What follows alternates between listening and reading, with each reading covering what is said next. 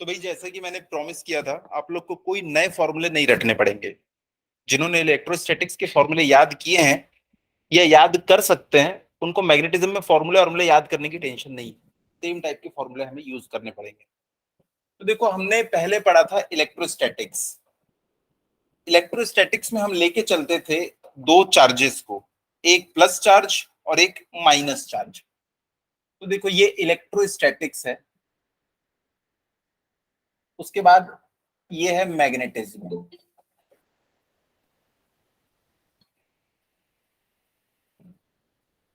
तो ये है इलेक्ट्रोस्टैटिक्स और ये है मैग्नेटिज्म। इलेक्ट्रोस्टैटिक्स में हम क्या करते थे, यहाँ पे मान लीजिए एक बड़ा सा कोई चार्ज है, ये है क्यू चार्ज। हमें ये पता करना होता था कि यहाँ पे एक छोटा सा क्यू चार्ज है, इसके ऊपर कितना फोर्स आएगा। मान लो ये भी पॉजिटिव है, ये भी पॉजिटिव, या ये पॉजिटिव या नेगेटिव, तो इनके ऊपर कुछ ना कुछ फोर्स तो आएगा। अगर दोनों का सेम चार्ज है तो रिपेल करेंगे, अगर अपोजिट है तो एक दूसरे को अट्रैक्ट करेंगे। उस फोर्स का फॉर्मूला क्या आया था हमारे पास, यहाँ पे कूलम ने हमें क्या दिया था, के Q1 Q2, यहाँ पे मैंने क्या लिया है, क्यू क्यू अपॉन इनके बीच की डिस्टेंस का स्क्वायर। उसके बाद हमने यहाँ पे एक नया टर्म इंट्रोड्यूस किया था, वो क्या था, इलेक्ट्रिक फील्ड। इलेक्ट्रिक फील्ड क्या था, फोर्स पर यूनिट चार्ज। इस चार्ज के कारण उसके ऊपर क्या फोर्स आने वाला है वो हम लोगों ने ऐसे कैलकुलेट किया था, इससे कितनी इलेक्ट्रिक फील्ड निकल रही है। तो इलेक्ट्रिक फील्ड का ये हमारा फॉर्मूला था। याद करो, हम लोग ऐसा लिखते थे, F is equals to Q E वाला फॉर्मूला, याद आ रहा है ना। तो वो आया कहां से था, electric field is equals to F upon Q. Electric field क्या होती है, फोर्स अपॉन चार्ज, फोर्स पर यूनिट चार्ज। तो इससे फॉर्मूला आया था। अब यहाँ पे देखो, मान लो ये वाला जो चार्ज है ना, इसकी वैल्यू है 1 कूलम्ब। अगर इसकी वैल्यू हो गई 1 कूलम्ब, तो यहाँ पे देखो फोर्स कितना आ जाएगा, के क्यू अपॉन आर स्क्वायर। और यहाँ पे electric field is equals to क्या हो जाएगी, एफ के बराबर। और एफ में देखो ये 1, ये यहाँ पे 1 रख दो, तो देखो आपको इलेक्ट्रिक फील्ड यहाँ से कितनी मिल जाने वाली है, के क्यू अपॉन में आर स्क्वायर।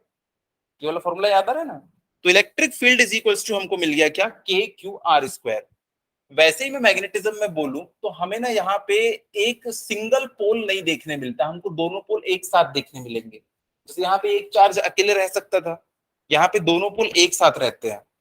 अब इसके पास में यहाँ पे ना एक कोई दूसरा मैग्नेट का पोल लेके आ रहा हूं। मुझे नहीं पता, वो हो सकता है नॉर्थ पोल, हो सकता है वो साउथ पोल हो। पोल कोई सा भी हो, ये उसके ऊपर फोर्स लगाएगा। अगर नॉर्थ पोल होगा तो अपोज करेगा, और अगर, हाँ सर, और अगर साउथ पोल होगा तो उसको क्या करेगा, अट्रैक्ट करेगा। तो यहाँ पे पता है ये कितनी फोर्स लगाएगा। अगर आपसे कोई पूछे तो फोर्स का फॉर्मूला देखो सेम वैसे लिखना है, यहाँ पे भी एक कांस्टेंट आएगा।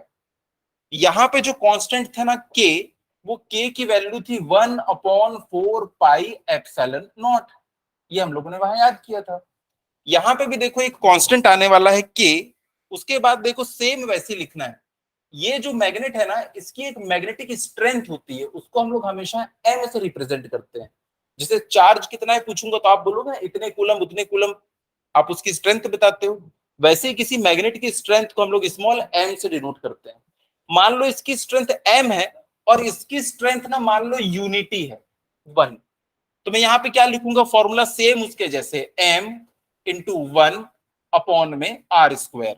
तो यहां से भी देखो, फिर ये मैं बोलूंगा मैग्नेटिक फील्ड कितनी होती है, मैग्नेटिक फील्ड होती है फोर्स पर यूनिट।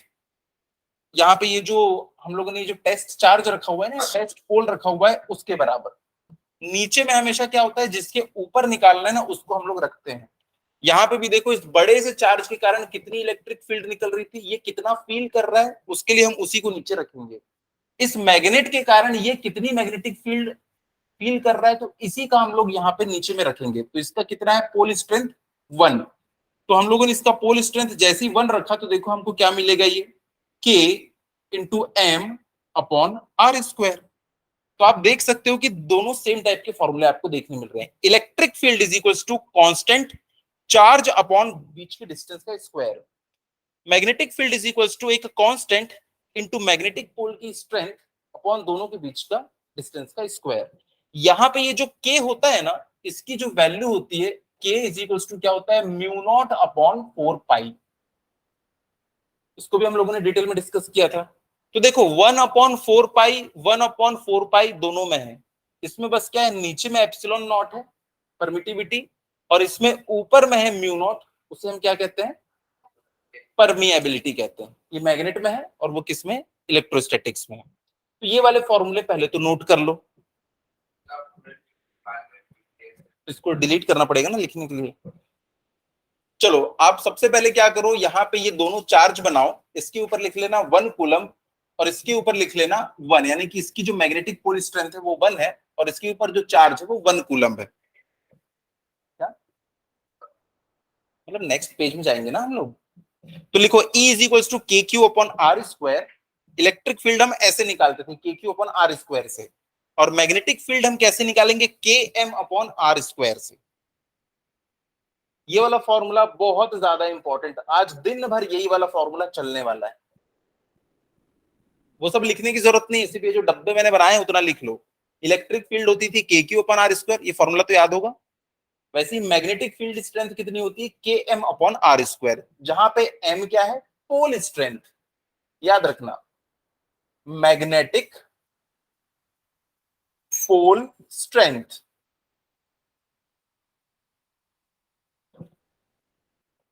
जहां पे स्मॉल एम क्या है, मैग्नेटिक पोल स्ट्रेंथ। अरिता आज दिन भर ये वाला फॉर्मूला यूज होने वाला है। Magnetic field is equals to पूछूंगा तो आप बोलेंगे के एम अपॉन आर स्क्वायर, जहां पे के क्या है, कांस्टेंट म्यू नॉट अपॉन 4 पाई, एम क्या है, मैग्नेटिक पोल स्ट्रेंथ, ये क्वेश्चन में हमेशा गिवन रहेगा, और नीचे क्या है, डिस्टेंस का स्क्वायर, ये आर जो है डिस्टेंस का स्क्वायर। ठीक है, इसके बाद नेक्स्ट है, फिर से वही इलेक्ट्रोस्टैटिक्स ऊपर में है और नीचे मैग्नेटिज्म है।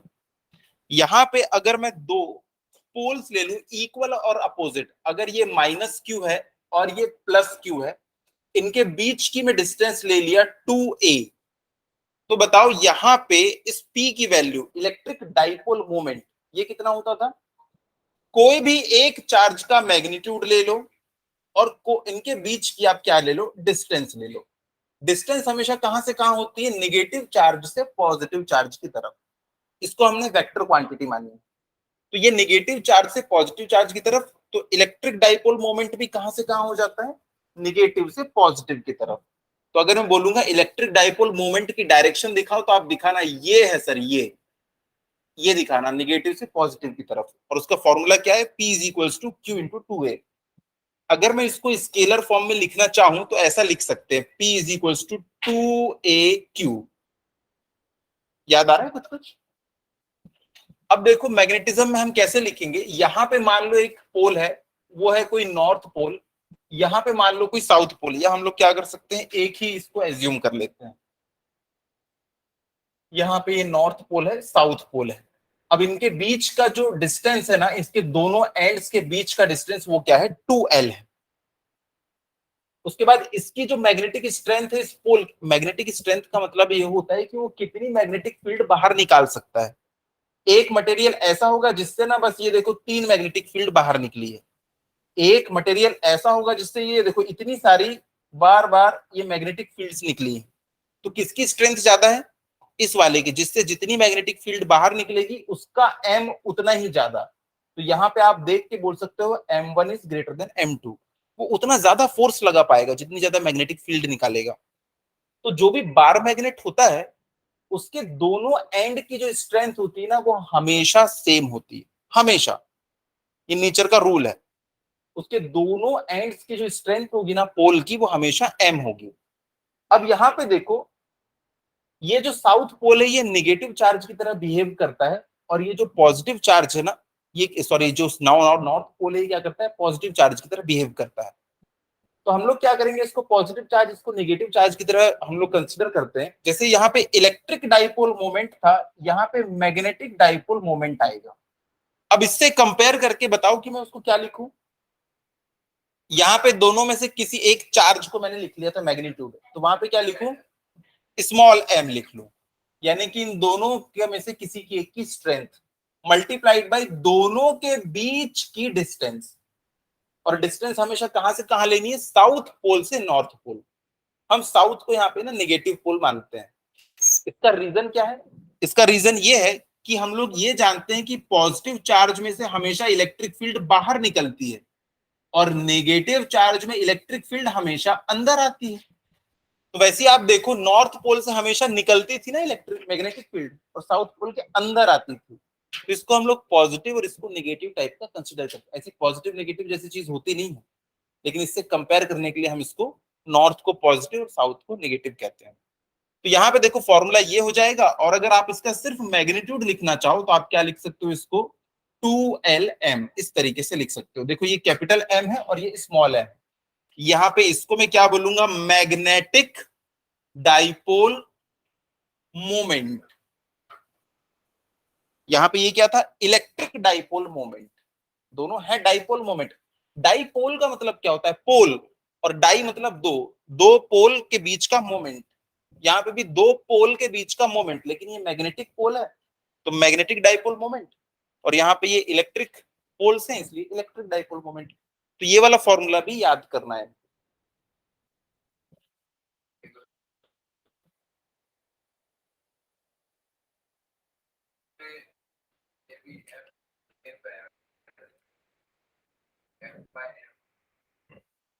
मैंने क्या बताया था, यहाँ पे ये जो एम लेना है ना हमको, इसका लेना होता है, इसकी मैग्नेटिक स्ट्रेंथ। वहां पे भी देखो हमने चार्ज किसका लिया है, उसका लिया है। तो यहाँ पे इसका एम मैंने पहले ही लिख दिया है 1, तो यहाँ पे 1 लिखोगे तो यहाँ पे अल्टीमेटली क्या बच जाएगा, Km/r²।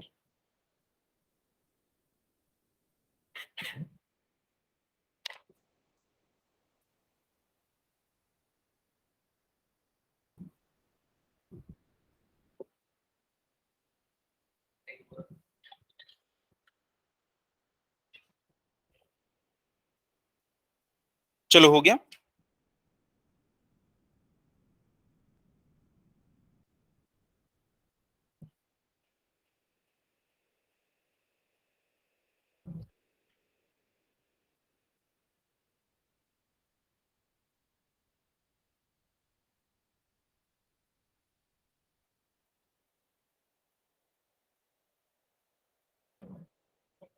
यहाँ पे देखो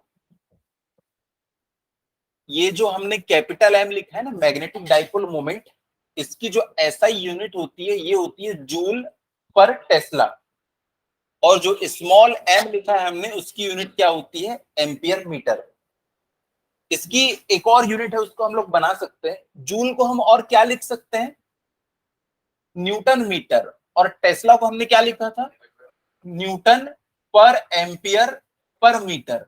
तो देखो न्यूटन से न्यूटन कट जाएगा और ये ऊपर पहुंच जाएगा, तो ये क्या बन जाएगा, एम्पियर मीटर स्क्वायर।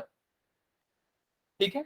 और आप लोगों ने तो वो वाला फॉर्मूला भी याद किया था, मीना वाला, याद आ रहा है, याद आ रहा है ये वाला फॉर्मूला। तो देखो magnetic dipole moment, number of turns, इसकी तो कोई यूनिट नहीं, एम्पियर, और ये है एरिया, कॉइल का एरिया लेते थे, तो एम्पियर मीटर स्क्वायर। तो एम की यूनिट देखो एम्पियर पर मीटर स्क्वायर मिल गई आपको। अगर एम की unit ampere per metre square मिली है, सॉरी एम्पियर मीटर स्क्वायर मिली है, और एम इज इक्वल्स टू क्या है, एम इंटू 2L। ये है क्या चीज, ये तो लेंथ है। अगर ये लेंथ है तो इसकी यूनिट क्या होगी, मीटर, और इसकी यूनिट क्या है, एम्पियर मीटर स्क्वायर। तो मीटर से ये मीटर स्क्वायर कट गया, तो इसकी यूनिट हमको क्या मिली है, एम्पियर मीटर। तो स्मॉल एम की यूनिट एम्पियर मीटर, और कैपिटल एम की यूनिट एम्पियर मीटर स्क्वायर। ठीक है, आगे नहीं। तो ये फॉर्मूला आप लोगों को याद रखना है, इनकी यूनिट्स भी आप लोगों को याद रखना है।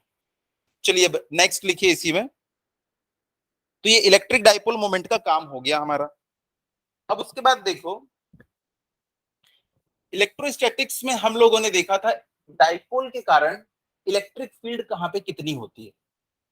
यहाँ पे एक नेगेटिव चार्ज था और यहाँ पे एक पॉजिटिव चार्ज था। याद रखना, ये भी पूरा रिवाइज हो जाएगा अभी। यहाँ पे इस एक्सिस को हम क्या कहते थे, डाइपोल एक्सिस, और इस एक्सिस को क्या कहते हैं, जो बीचों बीच से जा रहा है, इक्वेटोरियल एक्सिस कहते हैं। हमने टोटल 3 पॉइंट के ऊपर निकाली थी इलेक्ट्रिक फील्ड की वैल्यू। यहाँ पे जो पहला पॉइंट है हम लोगों ने रखा था यहाँ पे डाइपोल एक्सिस के ऊपर, अगला पॉइंट रखा था हमने इक्वेटोरियल एक्सिस के ऊपर, और तीसरा पॉइंट रखा था इन दोनों के बीच में यहाँ कहीं पे।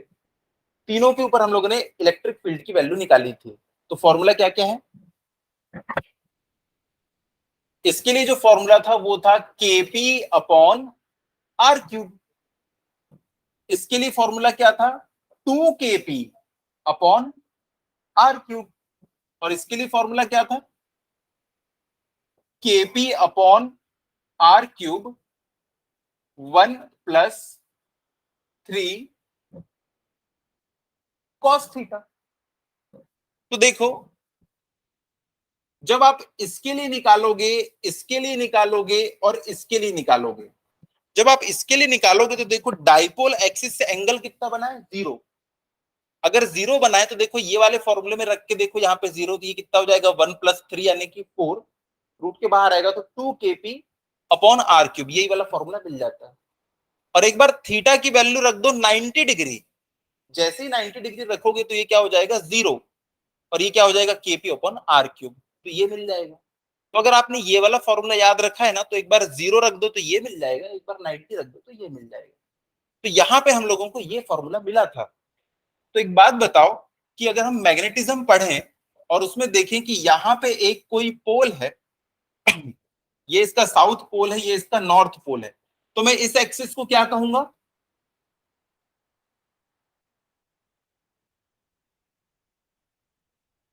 यहाँ पे इस एक्सिस को हमने क्या कहा था, डाइपोल एक्सिस। ये भी तो डाइपोल ही है, डाई मतलब दो, ये देखो दो पोल्स दिखाई दे रहे हैं, तो ये भी डाइपोल एक्सिस। और ये कौन सा एक्सिस होगा, इक्वेटोरियल एक्सिस। यहाँ पे भी 3 पॉइंट पे मैं कौन सी फील्ड निकालूंगा, मैग्नेटिक फील्ड।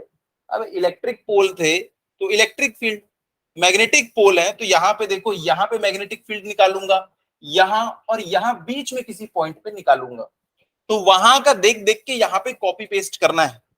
चलो बताइए आप क्या लिखूं यहाँ पे, उसको देख देख के बताते जाओ। यहाँ पे भी कांस्टेंट आएगा के, वहां हमने पी देखा था, इलेक्ट्रिक डाइपोल मोमेंट, मैग्नेटिक में क्या था, मैग्नेटिक डाइपोल मोमेंट, तो यहाँ पे क्या लिखूं, पी एम, कैपिटल एम। अभी देखो वहां पे हमने पी निकाला था और यहाँ पे एम निकाला था, ये भी डाइपोल मोमेंट, वो भी डाइपोल मोमेंट। तो यहाँ पे हम लोग क्या लिखेंगे, capital M upon R cube. यहाँ पे 2 km अपॉन आर क्यूब, यहाँ पे क्या हो जाएगा, km upon R cube 1+cos theta, sorry 3 cos theta. तो देखो नए फॉर्मूले हमको याद नहीं रखना है, ये वाले फॉर्मूले से हमारा काम हो जाएगा। आप लोग को याद है ना। अच्छा एक बात बताओ, यहाँ पे इसकी डायरेक्शन क्या थी, यहाँ पे जो इलेक्ट्रिक फील्ड आएगी इसकी डायरेक्शन क्या थी, इसकी डायरेक्शन थी इस तरफ, इसकी डायरेक्शन इधर थी। यहाँ पे इसके कारण जो इलेक्ट्रिक फील्ड आई थी उसकी डायरेक्शन किस तरफ थी, इस तरफ थी। ये याद है या नहीं। अरे एक बात बताओ, इलेक्ट्रिक फील्ड का फॉर्मूला देखो, उसमें नीचे में डिस्टेंस है, तो इसके कारण जो इसके ऊपर इलेक्ट्रिक फील्ड लगेगी, देखो ये पॉजिटिव वाला है, पॉजिटिव वाले से हमेशा अवे लगती है। एक मिनट, हम ना इसके लिए डेरिवेशन कर लेते हैं मैग्नेट के लिए, तो आपको वो वाला भी याद आ जाएगा। चलो देखो, यहाँ पे ये एक मैग्नेट है, इसका ये नॉर्थ पोल है, ये इसका साउथ पोल है, ये इसका डाइपोल एक्सिस है, इसके इस पॉइंट पे मैं मैग्नेटिक फील्ड निकालने वाला हूँ, और एक बार इसके इक्वेटोरियल एक्सिस के इस पॉइंट पे मैं मैग्नेटिक फील्ड निकालने वाला हूँ। ध्यान से देखना, अभी पेपर पेन छोड़ दो। इस मैग्नेट की जो लेंथ है वो टोटल लेंथ कितनी है, 2L, ये मैंने कंसीडर कर लिया है, ये इसका सेंटर पॉइंट है। अब ये वाला जो पॉइंट है ना, यहां से R डिस्टेंस पे है, तो बताओ इस पोल से ये कितनी डिस्टेंस पे होगा, R-L, ये 2L है, तो ये क्या होगा, L, R-L, तभी तो ये डिस्टेंस आएगी। इस पोल से डिस्टेंस कितनी होगी, R-L, और इस पोल से डिस्टेंस कितनी होगी, यहां से यहां तक के R+L, ये टोटल R+L, दोनों से डिस्टेंस हमको पता है। और हरिता जैसे ही आई थी तो मैंने बताया था फॉर्मूला, एक मैग्नेटिक फील्ड निकालने का एक फॉर्मूला बताया था, km/r³। तो यहाँ पे देखो, मान लो मैं इसको ना, मान लो ये हमारा पोल नंबर 1 है, सॉरी R², यहाँ पे ये हमारा पोल नंबर 2 है। तो यहाँ पे देखो ये जो नॉर्थ पोल है इसके कारण जो मैग्नेटिक फील्ड आएगी उसको मैंने नाम दे दिया क्या, B1। B1 is equal to क्या हो जाएगा, Km/r²। अब देखो नॉर्थ पोल से हमेशा मैग्नेटिक फील्ड बाहर निकलती है, इसलिए मैंने B1 की डायरेक्शन बाहर दिखाई है। लेकिन साउथ पोल के साथ क्या होता है, हमेशा उसके लिए मैग्नेटिक फील्ड अंदर की तरफ आती है। तो इसके कारण जो आएगी उसको मैं बोलूंगा क्या, B2। और B2 की वैल्यू क्या हो जाएगी, सॉरी नीचे r² नहीं, क्या आएगा, r-l²। भाई ये पोल से डिस्टेंस तो ये है ना, तो नीचे हम लोग क्या लिखेंगे, r-l²। r-l²। और यहां पे देखो क्या हो जाएगा, Km/r+l²। अब एक बात बताओ, B1 बड़ा होगा या B2 बड़ा होगा, जिसके नीचे देखो ऊपर में दोनों में K×M है, जिसके नीचे छोटी वैल्यू होगी वो ओवरऑल फिगर क्या होगा, बड़ा होगा। ये वैल्यू छोटी है या ये वैल्यू छोटी है, ये वाली वैल्यू छोटी है। अगर ये वैल्यू छोटी है तो जो नेट मैग्नेटिक फील्ड होगी B1 - B2 उसकी डायरेक्शन क्या होगी, ये। भाई आप देखो ना, इसकी वैल्यू जो है मान लो 50 है और इसकी वैल्यू जो है वो 20 है, तो नेट रिजल्ट क्या आएगा, इस डायरेक्शन में 30। कैसे निकाला हमने, B1 - B2, और माइनस क्यों किया, दोनों की डायरेक्शन अपोजिट थी। सेम डायरेक्शन में लगती तो प्लस करते, अपोजिट डायरेक्शन में तो हमने माइनस किया। अब 20 - 50 तो कर नहीं सकते। इसके कारण जो मैग्नेटिक फील्ड लग रही है इस पॉइंट पे, वो इस डायरेक्शन में लग रही है। हाँ उसको हमने ले लिया है B1। फॉर्मूला लिखा है Km/डिस्टेंस का स्क्वायर। और हमें पता है किसी बार मैग्नेट के लिए दोनों पोल की स्ट्रेंथ सेम रहती है, स्मॉल है। अब इसके कारण क्या लगेगी, Km/डिस्टेंस का स्क्वायर। तो नेट यहाँ पे कितनी आएगी इस पॉइंट पे, B is equals to B1 - B2। करके देखते हैं इसको, Km/r-l का स्क्वायर माइनस K/m/r+l का होल स्क्वायर। K/m इसको आप लोग कॉमन निकाल सकते हैं, तो देखो इज इक्वल्स टू Km, ये निकल गया कॉमन। इसको इधर ले जाऊंगा, इसको इधर ले जाऊंगा और नीचे इनका स्क्वायर, तो नीचे में क्या हो जाएगा, r² - l² का होल स्क्वायर। ये ऊपर आएगा तो r² + l² + 2rl। ये माइनस के साथ में r² + l², माइनस के सामने तो माइनस पे वो कट जाएंगे और क्या बचेगा, एक -2rl आया था, वो इस माइनस के कारण प्लस हो जाएगा। समझ में नहीं आ रहा है क्या, चलो मैं इसको इधर ओपन कर देता हूं, r² + l² + 2rl माइनस इसको इधर ले गया, तो r² + l² -2rl। तो देखो ये माइनस जब अंदर जाएगा तो ये माइनस हो जाएगा, ये भी माइनस, तो ये r²l² से कट जाएगा और माइनस के कारण ये प्लस हो जाएगा। तो फाइनली हमको क्या मिलेगा, 4rl अपॉन में r² - l² का होल स्क्वायर। कितना मिल गया। अब इसको देखो हम लोग क्या लिख सकते हैं, Km, अगर यहां से मैं 2 ले लूं इंटू m इंटू l, तो ये क्या बन जाएगा, कैपिटल M। देखो capital M is equal to क्या था, स्मॉल m इंटू 2l। तो स्मॉल m मिल गया, ये l मिल गया, और इससे मैं 2 उधार ले लेता हूं।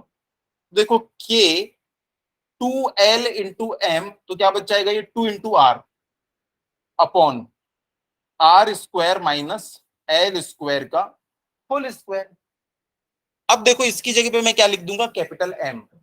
तो यहां पे मैंने लिख दिया, इस 2 को सामने ले आता हूं, 2k capital M r upon r² - l² का भी होल स्क्वायर। तो ये हमारा मेन फॉर्मूला आ गया।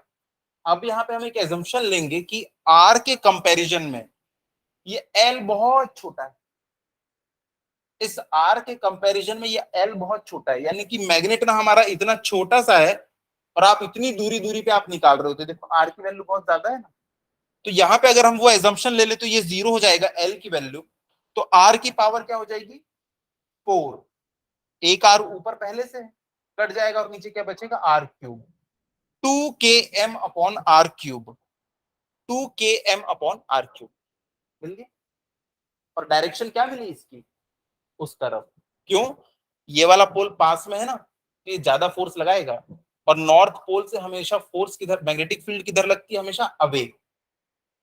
अब देखो, फॉर एग्जाम्पल अगर ये मैग्नेट ऐसा रखा होता, यहाँ पे एस और यहाँ पे, सॉरी उल्टा बना दिया, अगर यहाँ पे एन होता और यहाँ पे एस, और ये वाले पॉइंट पे मैग्नेटिक फील्ड निकालना होता, तो पता है साउथ वाला पोल क्या बोलता है, आजा।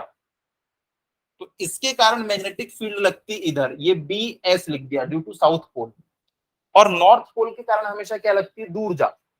तो इसके कारण जो मैग्नेटिक फील्ड लगेगी वो कैसी लगेगी, इधर दूर जा, P due to north pole. अब देखो कौन पास में है इस पॉइंट से, साउथ वाला, तो इस ये वाली मैग्नेटिक फील्ड ज्यादा होगी, वो वाली कम होगी। तो नेट मैग्नेटिक फील्ड का डायरेक्शन क्या होगा, इस तरफ। ये ज्यादा बड़ी है ना, ज्यादा बड़ी क्यों है, क्योंकि साउथ वाला पोल पास में है, तो इसकी मैग्नेटिक फील्ड ज्यादा होगी। नॉर्थ वाले के कारण मैग्नेटिक फील्ड हमेशा अवे बनती है, ये नॉर्थ पोल है, ये पॉइंट है, तो हमेशा अवे बनती है डायरेक्शन। तो यहाँ पे देखो ये वाला पोल पास में साउथ, जो पोल जितना मैग्नेट के जितना पास जाओगे उतनी फोर्स ज्यादा लगती है या नहीं, तो ये वाला पोल ज्यादा पास में, तो ये मैग्नेटिक फील्ड ज्यादा होगी, ये कम है, तो net magnetic field this minus this, direction ये मिल गई। वैसे जब यहाँ पे आप लोग करोगे ना ये वाले पॉइंट के ऊपर, तो ये वाले पॉइंट के ऊपर देखो डायरेक्शन आपको इस तरफ मिल रही है। ऐसा क्यों मिल रहा है, ऐसा इसलिए मिल रहा है क्योंकि मान लो ये हमारा मैग्नेट है, ये नॉर्थ पोल है, ये साउथ पोल, ये इसका इक्वेटोरियल एक्सिस है, यहाँ पे इस पॉइंट पे आपको निकालना है। मैंने क्या किया, ये वाली जो डिस्टेंस ये एल है और ये भी एल है, तभी तो टोटल 2l बनेगा। ये वाली डिस्टेंस को मैंने ले लिया आर, तो ये डिस्टेंस कितनी होगी, पाइथागोरस लगा सकते हैं सब कोई। अगर ये एल है और ये आर है, ये क्या हो जाएगा, R square plus L square, ये भी क्या हो जाएगा, R square plus L square. हो गया इतना। अब देखो नॉर्थ पोल के कारण इस पे जो मैग्नेटिक फील्ड लगेगी उसकी डायरेक्शन क्या होगी, नॉर्थ से जो निकलती है वो हमेशा अवे, नॉर्थ से जो निकलती है वो हमेशा अवे। और देखो वो हमेशा कैसी होगी, नॉर्थ पोल और पॉइंट को मिलाने वाली लाइन की डायरेक्शन में। तो इसकी जो डायरेक्शन होगी ना मैग्नेटिक फील्ड की, वो डायरेक्शन होगी ये। हमेशा क्या करना, पोल और उस पॉइंट को मिला देना, मिलाने के बाद देखना नॉर्थ पोल या साउथ। अगर ये साउथ होता ना तो ये बोलता आजा, अगर ये नॉर्थ है तो क्या बोलेगा, दूर जा। अब देखो ये साउथ पोल से उस पॉइंट को मिला दो, यहाँ पे मैग्नेटिक फील्ड की डायरेक्शन क्या होगी, टूवर्ड्स, देखो इस तरह, समझ रहे। अब यहाँ पे मैं क्या करूंगा, इसके कंपोनेंट्स ले लूंगा, ये वर्टिकल ये हॉरिजॉन्टल। तो देखो इसका एक कंपोनेंट इधर आएगा और एक कॉस वाला, ये मान लो थीटा है, ये भी थीटा ही होगा क्योंकि ये इक्विलेटरल ट्रायंगल। तो देखो ये कितना हो जाएगा, मान लो इसके कारण ये B1 लगा है, तो ये हो जाएगा B1 साइन थीटा, ये कितना होगा B1 कॉस थीटा, ये क्या होगा B2 साइन थीटा, क्योंकि यहां से एंगल नहीं बन रहा है, यहां से एंगल बन रहा है, तो ये क्या हो जाएगा B2 कॉस थीटा। हमको पता है एक चीज कि यहाँ पे B1 और B2 ना दोनों सेम रहेंगे। सेम क्यों रहेंगे, क्योंकि ये पॉइंट इससे और इससे दोनों से सेम डिस्टेंस पे। अरे बी का फॉर्मूला क्या है, के एम अपॉन डिस्टेंस का स्क्वायर, डिस्टेंस डिस्टेंस सेम, दोनों का एम सेम। तो B1 और B2 सेम है, तो देखो ऊपर जाने वाला और नीचे जाने वाला एक दूसरे को कैंसिल कर देंगे। लेकिन B1 cos थीटा और B2 cos थीटा दोनों इसी डायरेक्शन में लग रहे हैं, दोनों एक ही डायरेक्शन में खींच रहे हैं, तो नेट रिजल्टेंट भी इसी डायरेक्शन में होगा। इसीलिए यही वजह है कि मैंने यहां पे ये डायरेक्शन बताई थी, इसमें इधर लगता है हमेशा। चीजें कुछ रिकॉल हुई, वहां पे हमने ये चीजें पढ़ी थी। तो जैसे इलेक्ट्रिक फील्ड में होता है ना, वैसी मैग्नेटिक फील्ड में होगा। इसमें जो इसकी डायरेक्शन होगी ना मैग्नेटिक फील्ड की, वो डायरेक्शन इस तरफ होगी, और ये जो ये मैग्नीट्यूड है मैग्नेटिक फील्ड का, और डायरेक्शन क्या होगी, हमेशा इस तरफ। पर याद रखना, अगर इसको नॉर्थ बना दिया और इसको साउथ, तो डायरेक्शन भी अपोजिट हो जाएगी। भाई तुमने मैग्नेट को ही पलट दिए, तो डायरेक्शन भी तो अपोजिट हो जाएगी। उसमें भी होगा ना, इसमें पॉजिटिव को उधर, नेगेटिव को इधर ले आओ, उसमें भी सेम चीज हो जाएगी। क्या इतना समझ में आया? चलो बढ़िया। तो फिर आप लोगों ने फॉर्मूले लिख लिए होंगे, ये फॉर्मूले लिख लो, ये भी काम आएंगे। डेरिवेशन करना है क्या? डेरिवेशन तो कर लोगे, या छापना है तो छाप लो भाई, कैसा है डेरिवेशन। इनको लिख लेना बस कि इस पॉइंट पे मैग्नेटिक फील्ड, इस पॉइंट पे मैग्नेटिक फील्ड और इस पॉइंट पे मैग्नेटिक फील्ड, ये 3 पॉइंट पे, 1 2 3, इन तीनों पॉइंट पे मैग्नेटिक फील्ड का फॉर्मूला ये है।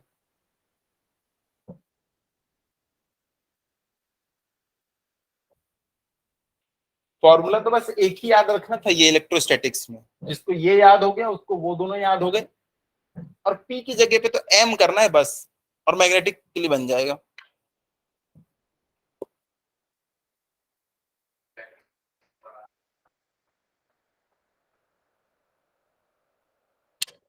खत्म, इतना ही था इलेक्ट्रोस्टैटिक्स।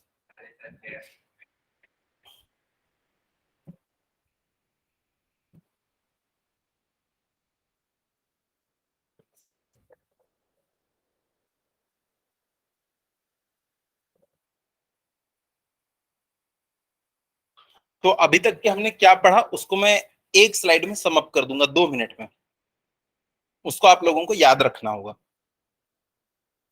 कैसे हुआ अगर वो देखना है तो आप इसका यूट्यूब में देख सकते हो दोबारा, पर अभी तक क्या हुआ है वो मैं एक बार फिर से बता देता हूँ। कोई डेरिवेशन लिख रहा है क्या? हाँ वो तो ये आपको मिल जाएगा इसका पीडीएफ, उससे भी लिख सकते हो। हो गया?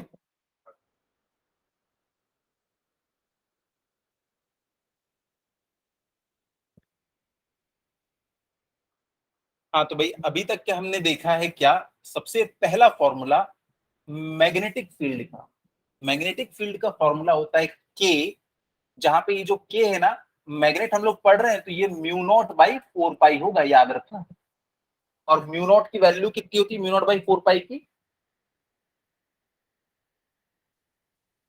म्यू नॉट बाई 4 पाई की वैल्यू 10⁻⁻⁷।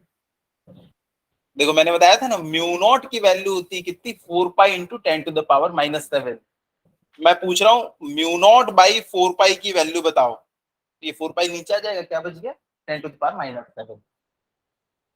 तो यहाँ पे ये कांस्टेंट की वैल्यू हमको याद रखना है, तो इसको मैं अभी उड़ा देता हूँ, मुझे लगता है समझदार है बच्चे सब इसको याद रखेंगे।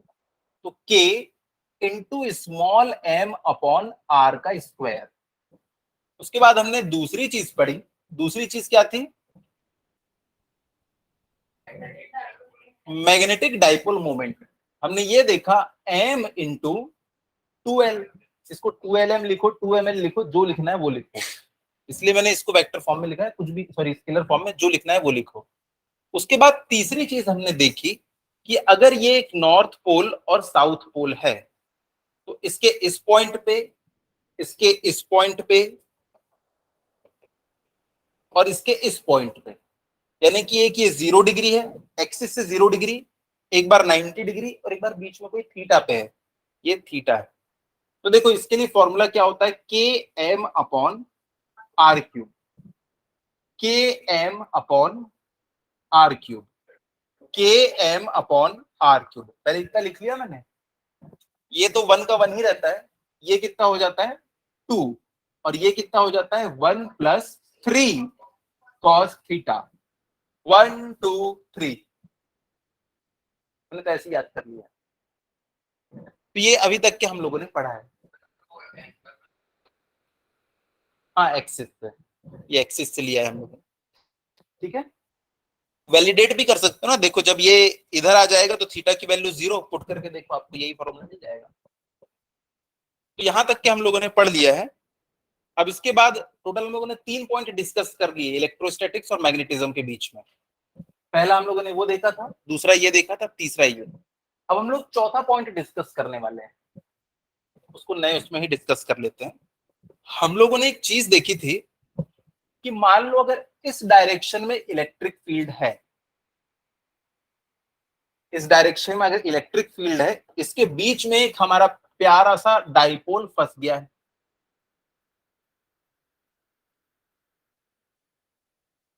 तो देखो ये डाइपोल जो है ना इसके बीच में फंस गया है, अब जब ये किसी खास एंगल पे होता है ना तो इसके ऊपर टॉर्क लगता है। ऐसा इसलिए होता है कि देखो ये आपको इलेक्ट्रिक फील्ड दिखाई दे रही है। इलेक्ट्रिक फील्ड कहां से निकलती है? पॉजिटिव चार्ज से निकलती है। तो ऐसा इमेजिन करो यहां पे एक बड़ा सा कोई पॉजिटिव चार्ज है, उससे ये इलेक्ट्रिक फील्ड निकल रही है, और यहाँ पे एक निगेटिव चार्ज है उसकी तरफ जा रही है। तो देखो ये जो पॉजिटिव चार्ज है ये क्या करेगा, इसमें उस डायरेक्शन में फोर्स लगेगा और इसमें इस डायरेक्शन में फोर्स लगेगा। क्योंकि देखो यहाँ पे कोई बड़ा सा पॉजिटिव चार्ज है, ये माइनस क्यू और ये प्लस क्यू, और यहाँ पे एक बड़ा सा माइनस क्यू चार्ज है। तो ये देखो इसको अपनी तरफ खींचेगा और ये इसको अपनी तरफ खींचेगा। तो ये अल्टीमेटली कैसा हो जाएगा, एकदम ऐसा स्ट्रेट हो जाएगा। तो कोई भी बॉडी रोटेट कब करती है, जब उसके ऊपर क्या लगता है, टॉर्क लगता है। बिना टॉर्क के आप किसी चीज को घुमा नहीं सकते। यहाँ पे ये अपनी जगह पे खड़े खड़े घूम गया क्योंकि इसके ऊपर क्या लगा, टॉर्क लगा। तो यहाँ पे जो टॉर्क लगता था ना उसको हम लोग क्या बोलते थे, पी क्रॉस ई, या tau is equals to P E sine theta, क्योंकि ये क्रॉस प्रोडक्ट, जहां पे थीटा क्या होता था, ये वाला एंगल होता था, और पी क्या चीज है, इलेक्ट्रिक डाइपोल मोमेंट है। तो ये पीई साइन थीटा होता था। अब एक बात सोच के बताओ कि अगर अब हमारा कोई मैग्नेटिक मैग्नेटिक बार है, ये मैग्नेट, अगर ये किसी यूनिफॉर्म मैग्नेटिक फील्ड में फंस गया तो इसके ऊपर कितना टॉर्क लगे, उसको देख के सोच के बताओ। बहुत बढ़िया। एम छोटा या बड़ा, कैपिटल एम, क्योंकि हमने पी के साथ में कैपिटल एम देखे थे। मैग्नेटिक मोमेंट, ये क्या है, डाइपोल मोमेंट। अब क्या आएगा इधर, हाँ, तो यहाँ पे जो टॉर्क लगेगा ना वो क्या लगेगा, उसकी जगह पे मैंने लिखा एम बी साइन थीटा, और इसको अगर मैं वेक्टर फॉर्म में लिखूं तो मैं क्या लिखूंगा, M cross B vector, M vector cross B vector. और इसका डायग्राम भी बना लेते हैं कि मान लो यहाँ पे कोई एक पोल था, वो पोल था क्या, नॉर्थ पोल। एक बहुत बड़ा मैग्नेट था, यहाँ पे उसका साउथ पोल था। तो हम जानते हैं नॉर्थ पोल से साउथ पोल की तरफ हमेशा मैग्नेटिक फील्ड होती है। हाँ, ये इस अरेंजमेंट के लिए कहाँ होगी, अरे इस अरेंजमेंट के लिए ये एक मैग्नेट का नॉर्थ पोल है, ये उसका साउथ पोल है। हाँ, ये देखो, ये कुछ इस तरीके से मैग्नेटिक फील्ड की डायरेक्शन होगी। ठीक है, वो वाला क्वेश्चन एक ही बार पूछा था मैंने कि कहाँ होगी डायरेक्शन बताओ। अब मैं क्या करूंगा, हमेशा आपको मैग्नेट्स दिखा दिया करूंगा और पूछूंगा। अगर मैंने ऐसा बना दिया और पूछूंगा कि भैया इसमें मैग्नेटिक पोल नॉर्थ से साउथ की तरफ डायरेक्शन क्या होगी, मतलब इसमें डायरेक्शन किधर होगी मैग्नेटिक फील्ड की, तब आप पूछ सकते हो किधर होगी, मतलब कि अंदर में पूछ रहे हो या बाहर में। अगर मैंने ऐसा बना दिया, काय का अंदर काय का बाहर, अंदर का क्या मतलब है, यहाँ तो बस इससे इधर ही बताओ, नॉर्थ से साउथ या साउथ से नॉर्थ। तो हमेशा नॉर्थ से निकलती है और साउथ में अंदर जाती है। तो ये हमारी मैग्नेटिक फील्ड की डायरेक्शन हो गई। अब इसके बीच में किसी खुराफाती बच्चे ने एक मैग्नेट रख दिया, और रखा भी तो कैसे रखा, उसको ऐसे इंक्लाइन रख दिया उसने, यहाँ पे रख दिया उसका नॉर्थ पोल और यहाँ पे रख दिया उसका साउथ पोल। ये देखो ये फिर से एक एंगल थीटा बना रहा है। तो उसी केस में देखो अब ये साउथ पोल के नॉर्थ पोल ना अपनी तरफ अट्रैक्ट करेगा, और इस नॉर्थ पोल को ये साउथ पोल अपनी तरफ अट्रैक्ट करेगा, तो ये सीधा हो जाएगा। तो सीधा क्यों हुआ, क्योंकि इसको घुमा दिया गया, और घुमाने के लिए कौन रिस्पॉन्सिबल होता है, टॉर्क, और टॉर्क का फॉर्मूला क्या है, एम क्रॉस बी। तो ये एम बी साइन थीटा से हम लोग याद रखेंगे।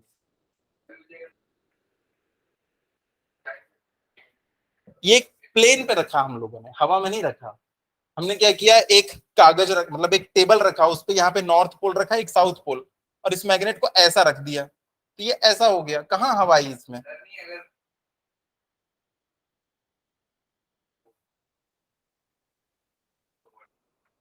हाँ हाँ बिल्कुल हो जाएगा। हम लोगों ने इसके ऊपर एक न्यूमेरिकल भी किया था, याद है, एनसीईआरटी का उठा के किया था, जिसमें मैंने आप लोगों को ये वाला क्वेश्चन कराया था कि यहाँ पे ये देखो ये दो तार हैं, इससे एक रॉड है मस्त सी, ये लटक रही है, जिसका नीचे जो लग रहा है मास m इंटू जी, वेट नीचे लग रहा है। हाँ, तो फिर आप लोगों ने बताया था कि इसमें जो मैग्नेटिक फील्ड के कारण जो मैग्नेटिक फोर्स आएगा करंट कैरिंग वायर के ऊपर कितना आता था, IBL। तो आप लोगों ने बताया था सर एक बार फोर्स इसमें ऊपर की तरफ आ रहा है ये, तो सोचो अगर ये फोर्स और ये फोर्स दोनों आपस में इक्वल हो जाए तो क्या होगा, ये तो हवा में लटक जाएगा। और वही काम होता है किसमें, मैगलेव ट्रेन में, जापान में चलती है इसी कॉन्सेप्ट के ऊपर, मैगलेव ट्रेन। ये होता है मैग्नेटिक और ये होता है लेविटेशन, लेविटेशन यानी कि हवा में फ्लोट करना। तो मैगलेव ट्रेन इसी के ऊपर चलती है, force on a current carrying conductor, उसके कारण फोर्स लगता है ऊपर की डायरेक्शन में, ट्रेन हवा में उड़ जाती है, कोई फ्रिक्शन विक्शन नहीं, इसलिए तो फास्ट चल पाती है। हमारी ट्रेन व्हील्स पे चलती है इसलिए फ्रिक्शन बहुत होता है, उसमें कोई फ्रिक्शन नहीं। तो इस कॉन्सेप्ट का आप लोग इस्तेमाल कर सकते हैं, ठीक है। तो हम लोग कहाँ थे, हाँ, तो ये वाला टॉर्क लगेगा mb sin थीटा। अब देखो एक चीज याद रखना कि अगर ये मैग्नेट यहां पे ऐसा रखा हुआ था और अगर कोई मैग्नेटिक फील्ड नहीं थी तब तो ये ऐसा का ऐसे ही रखा जाता, लेकिन अगर हमने एक मैग्नेटिक फील्ड लगा दी तो पता है ये वापस से सीधा हो जाएगा। अब देखो यहाँ पे खेल, अगर ये देखो यहाँ पे ऐसा सीधा हो गया क्योंकि हमने मैग्नेटिक फील्ड लगा दिए।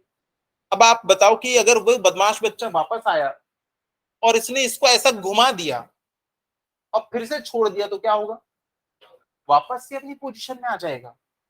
ये मैग्नेट अपने आप वापस से इस पोजीशन में कैसे आ जा रहा है, मतलब कोई ना कोई इसके पास एनर्जी है। जैसे कि देखो एक स्प्रिंग है, उसको मैंने ऐसा खींच दिया और जैसे ही छोड़ता हूं तो क्या होता है, वो वापस से अपनी पोजीशन में आ जाती है। क्यों, क्योंकि उसमें एक एनर्जी स्टोर हो गई थी, उसको हम कौन सी एनर्जी बोलते हैं, पोटेंशियल एनर्जी। अगर इस पेन को मैंने जमीन से ऊपर उठा के रखा है, जैसे ही छोड़ूंगा तो ये वापस से नीचे आ जाएगा, क्योंकि इसके अंदर एक एनर्जी स्टोर हो गई थी। कौन सी एनर्जी, अभी कौन सी एनर्जी है इसके पास, पोटेंशियल। छोड़ूंगा तो ये उसको काइनेटिक में बदल के नीचे आ जाएगा, पर अभी कौन सी एनर्जी है, पोटेंशियल। इसको मैं जितना ऊपर ले जाऊंगा इसके पास उतनी पोटेंशियल एनर्जी आती जाएगी। वैसे ही पता है इसको मैं जितना घुमाते जाऊंगा उतनी पोटेंशियल एनर्जी बढ़, देख लो साइन थीटा की वैल्यू बढ़ती चली जाएगी। जैसे जैसे साइन थीटा बढ़ेगा वैसे वैसे इसके पास इसके ऊपर ज्यादा टॉर्क लगना पड़ेगा, यानी इसकी पोटेंशियल एनर्जी बढ़ती चली जाएगी। पता है इसको अगर मैं थोड़ा सा घुमाया और छोड़ूंगा तो ये वापस से नीचे आ जाएगा, अगर इसको पूरा ऐसा करके छोड़ूंगा बहुत स्पीड में नीचे आएगा ये, 180 में रख दोगे तो नहीं, फिर वापस नहीं आएगा ये, क्योंकि देखो अगर ये नॉर्थ, नहीं उसके लिए मैं रीजन बता रहा हूं आपको कि अगर ये कुछ ऐसी फील्ड में रखा हुआ है, पहले आपने क्या किया था, इसको ऐसा रखा था, इधर नॉर्थ था और इधर साउथ था, इसको हम कहते हैं स्टेबल इक्विलिब्रियम। यानी इसको आप थोड़ा सा ऐसा करो चाहे ऐसा करो, ये वापस से ऐसा ऐसा होके ऐसा हो जाएगा। लेकिन अगर आपने इसको 180 डिग्री घुमा दिया और ऐसा रख दिया तो पता है अभी भी ये इक्विलिब्रियम में होगा, लेकिन ये अनस्टेबल इक्विलिब्रियम में। क्यों, इसके ऊपर पता है इस डायरेक्शन में फोर्स लगेगा, नॉर्थ पोल इसको ढकेलेगा और उधर से साउथ पोल इसको भी ढकेलेगा और इसको इधर करेगा, दोनों फोर्स इक्वल एंड अपोजिट रहेंगे और ये हवा में लटका रहेगा। लेकिन लेकिन लेकिन अनस्टेबल इक्विलिब्रियम, पता है अगर आपने इसको जरा सा भी ऐसा किया तो ये जो मैग्नेट है ना, ये देखो इधर फोर्स और इधर फोर्स, क्या लग रहा है कपल बनेगा, तो कपल बनेगा और ये वापस से 180 डिग्री घूम के इसी पोजीशन में आ जाएगा। लेकिन ऐसा अगर रखा आपने तो ये रह जाएगा, पर हल्का सा भी हिला तो देखो ये फोर्स और ये फोर्स का लाइन ऑफ एक्शन जैसी अलग हुआ, इसको ये घुमा देगा, तो इसको हम अनस्टेबल इक्विलिब्रियम कहते हैं। तो 180 डिग्री भी घुमा दोगे ना तो वापस से खुद से अपनी पोजीशन में नहीं आएगा, हल्का सा हिलाना पड़ेगा। लेकिन अगर इसको आपने थोड़ा सा ऐसा किया तो वापस से ये तुरंत आ जाएगा। तो यहाँ पे कहने वाली बात, समझने वाली बात यह है कि यहाँ पे हमको ना इसकी पोटेंशियल एनर्जी निकालना है। तो जितना इसके पास टॉर्क है ना उतनी ही इसके पास पोटेंशियल एनर्जी होती है, सीधी साफ बात है। तो यहाँ पे अगर कोई आपसे पूछे कि बताओ इसमें पोटेंशियल एनर्जी कितनी स्टोर हो गई है, तो आप बोलोगे कि सर इतनी ही पोटेंशियल एनर्जी, क्योंकि इतना ही ये टॉर्क लगा सकता है। ठीक है, अगर कोई आपसे पूछे कि इसके ऊपर कितना वर्क डन किया गया है, क्या ये खुद से ऐसा हो जाएगा? नहीं, आपको ना ताकत लगानी पड़ेगी, यानी कि आपने इसके ऊपर वर्क किया। हम किसी बॉडी पे जो वर्क करते हैं ना, वही उसकी पोटेंशियल एनर्जी के फॉर्म में स्टोर हो जाता है। ये एक स्प्रिंग है, मैंने इसको पुश कर दिया, मैंने इसके ऊपर वर्क किया, तो इसके पास एक एनर्जी आई। वो एनर्जी क्या होगी? Potential energy. जब हम किसी सिस्टम पे वर्क करते हैं तो वो निगेटिव साइन के साथ कंसिडर किया जाता है। तो अगर मैं आपसे पूछूं कि मैंने इसके ऊपर कितना वर्क डन किया है, तो आप बोलोगे -mb sin थीटा, मैंने इसके ऊपर वर्क किया है। देखो, टॉर्क की यूनिट क्या होती है? Newton metre. एनर्जी की यूनिट भी क्या होती है? Newton metre. तो पोटेंशियल एनर्जी सेम फार्मूला, और जो हम इसकी पोटेंशियल एनर्जी बढ़ाएंगे उतना ही हम इसके ऊपर वर्क डन करते हैं। तो ये क्या हो जाएगा? -mb sin theta. Minus sine क्यों? जब भी किसी सिस्टम के ऊपर वर्क करोगे तो वो हमारे लिए माइनस होता है, जब सिस्टम हमारे लिए वर्क करता है तो वो पॉजिटिव। इसीलिए तो हम लोग साइकिल में जाना प्रीफर नहीं करते, वर्क हमको देना पड़ता है, हमारा लॉस होता है, माइनस में हो जाते हैं, हम लोग थक जाते हैं। ये फिजिक्स की दुनिया है मेरे दोस्त। केमिस्ट्री से बाहर निकल, जैसे इस रूम से बाहर निकलते हो तो केमिस्ट्री से भी बाहर। देखो सब देख रहे हैं।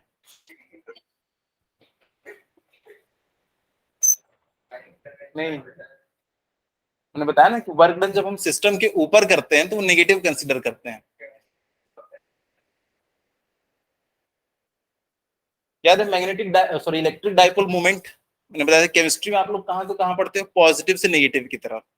फिजिक्स में हम क्या पढ़ते हैं? नेगेटिव से पॉजिटिव की तरफ। ठीक है, तो देखो कितनी पोटेंशियल एनर्जी सर, कितना टॉर्क लगा सर? mb sin theta. कितनी potential energy sir? mb sin theta. अरे कितना work done sir? mb sin theta. सबका फॉर्मूला सेम, माइनस लगा देना धीरे से चुपचाप।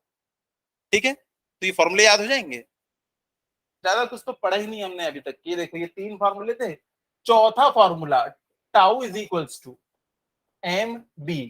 अगर वेक्टर है तो वेक्टर वेक्टर लगा के बीच में क्रॉस लगा दो, otherwise tau is equals to mb sin theta. अगर पोटेंशियल एनर्जी पूछ दिया तो बोलना जो टॉर्क है वही इसकी पोटेंशियल एनर्जी है, mb sin थीटा। अगर बोले वर्क डन तो is equals to -mb sin theta. तो ये फॉर्मूले आज हम लोगों ने डिस्कस किए हैं। अब इसके ऊपर शानदार न्यूमेरिकल बनाते हैं और इसको खत्म करते हैं, फिर गॉस थ्योरम पढ़ेंगे हम लोग। हाँ, इसमें भी गॉस थ्योरम, जैसे इलेक्ट्रिक फील्ड के लिए उन्होंने बताया था, वैसे मैग्नेटिक फील्ड के लिए भी बताएंगे। Copy paste. अभी देखो, कोई नया फॉर्मूला हम लोगों ने अभी तक नहीं पढ़ा इस चैप्टर में। जिसका इलेक्ट्रोस्टैटिक्स क्लियर है उसका ये क्लियर है।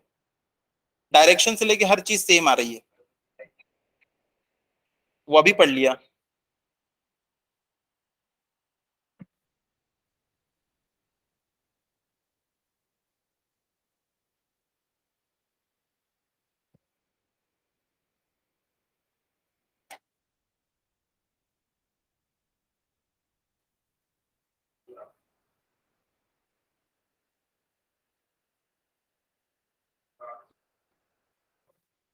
नहीं, ये तो लिख चुके हो ना, ये तो मैंने एक स्लाइड पे लिख दिया है बस, ताकि आप लोग मेहनत से जो वो शीट बना रहे हो, फॉर्मूला शीट, उसमें लिखने में आप लोग को ज्यादा मेहनत ना करना पड़े, ढूंढना ना पड़े, बस इसको छाप देना उसमें।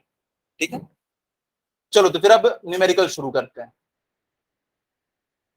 देखिए क्वेश्चन, टू आइडेंटिकल थिन बार मैग्नेट्स। देखो मैं ऐसे न्यूमेरिकल नहीं कराऊंगा जिसमें सिर्फ फॉर्मूले में वैल्यू पुट करके आंसर आ जाए, थोड़ा सा जिसमें सोचना पड़े, हम वैसे न्यूमेरिकल करेंगे। Two identical thin bar magnets, each of length capital L. भाई हम लोग 2L लिया करते थे, लेकिन इसमें क्या बोल दिया? एल है उसकी लेंथ, कैपिटल एल। ठीक है, जैसा वो बोलेगा वैसा मानेंगे। End pole strength, end pole strength M, board पे लिखा हुआ है small M, are placed at right angles, are placed at right angles to each other. to each other, comma, with the n pole, capital N dash pole, यानी कि north pole.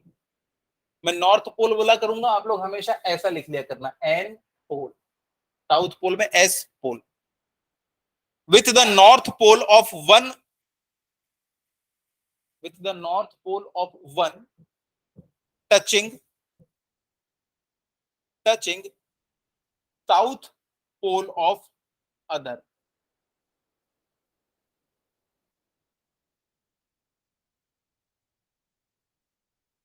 ये देखो दो बिल्कुल सेम मैग्नेट हैं, इसकी भी length L है और इसकी भी लेंथ जो है वो है L है।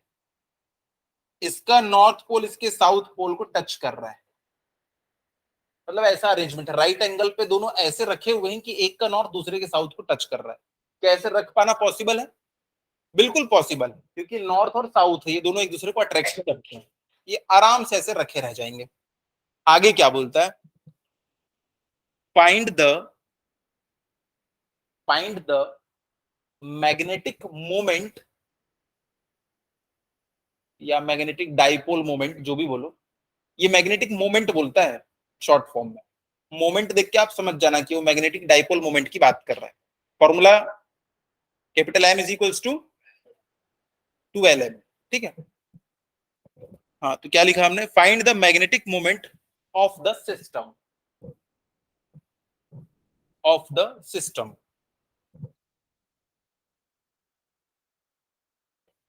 तो देखो एक चीज समझ लो,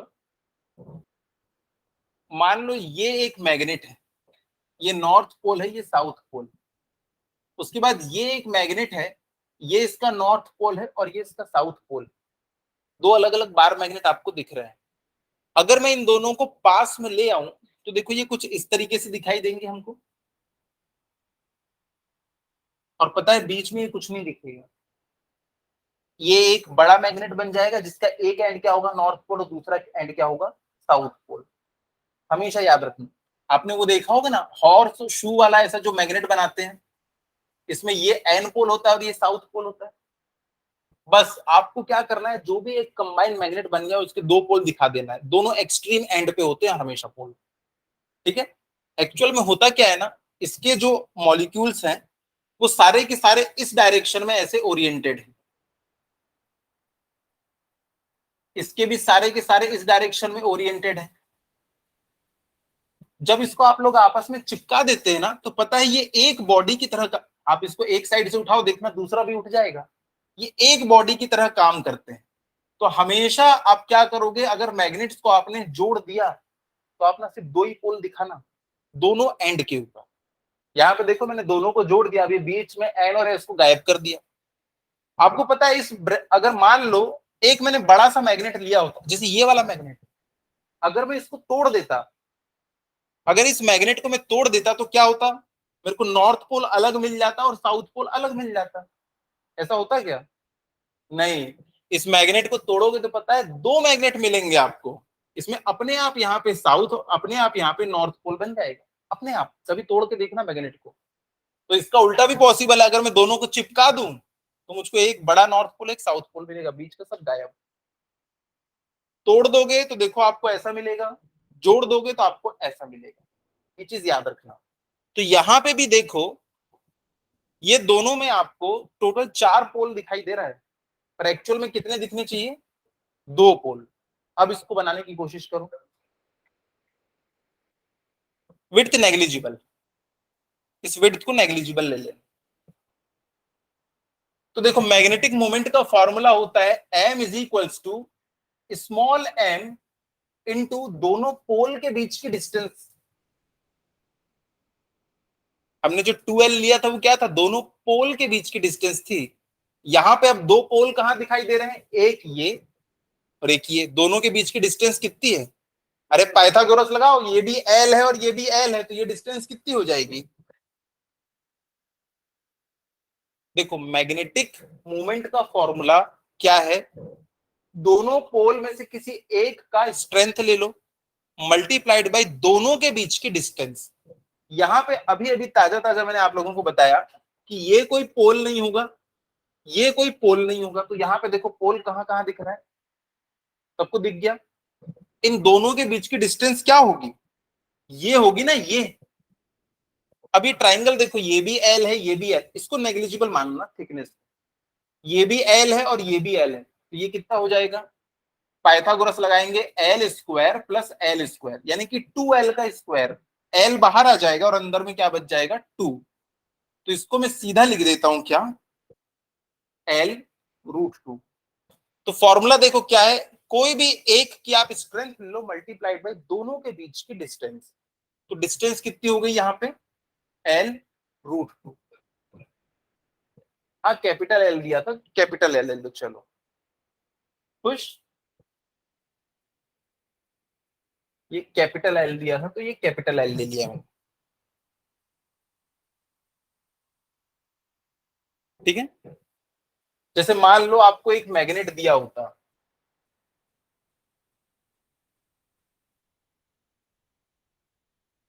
ये नॉर्थ पोल, ये साउथ पोल, यहां से यहां तक के 10 सेंटीमीटर है, और इनके बीच का जो गैप है वो 2 सेंटीमीटर है, ये भी 10 सेंटीमीटर है, यहां से यहां तक के जो है वो 5 सेंटीमीटर है, ये भी 5 सेंटीमीटर। तो बताओ यहां पे दोनों पोल के बीच की डिस्टेंस कितनी है, 2 सेंटीमीटर। दोनों एक्सट्रीम एंड ही क्या होते हैं, इसके पोल्स होते हैं, तो ये नॉर्थ पोल और ये साउथ पोल, तो इन दोनों के बीच की डिस्टेंस कितनी है, देखो लिखा है 2 सेंटीमीटर। कोई ऐसा मत टेप लेके गिनने बैठ जाना सर यहां से लेके यहां तक के, ठीक है, क्लियर है। चलिए अगला क्वेश्चन, तो उसका फॉर्मूला, उसका आंसर क्या आ गया हमारा, हाँ इसको लिख लेना, मैग्नेटिक मोमेंट जो है इसमें कितना आ जाएगा, Lm√2, या अपने हिसाब से जैसा लिखना है वैसा लिख लेना, और हमेशा क्या करना, यूनिट लिख देना, एम्पियर मीटर स्क्वायर।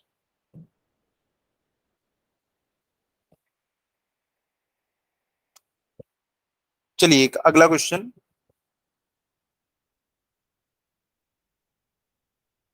वो हाँ तो न्यूटन वगैरह भी तो यही है ना, ऐसा यूनिट है आपकी, तो जूल को आप क्या लिख सकते हो, न्यूटन मीटर, और नीचे क्या है टेस्ला, न्यूटन पर ampere per metre, ampere metre ये सब क्या ऐसा यूनिट ही तो है। हाँ ये भी लिख सकते हो, जूल पर टेस्ला भी लिख सकते हो, जो भी है। अगला क्वेश्चन लिखिएगा, what is the magnitude of,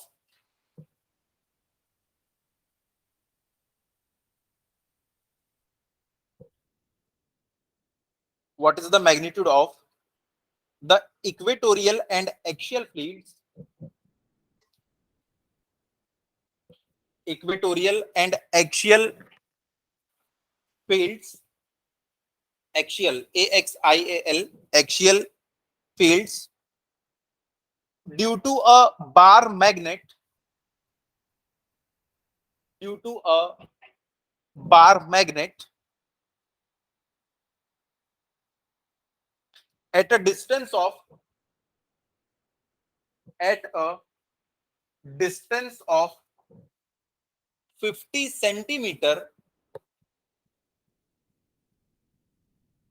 from its center, from its center,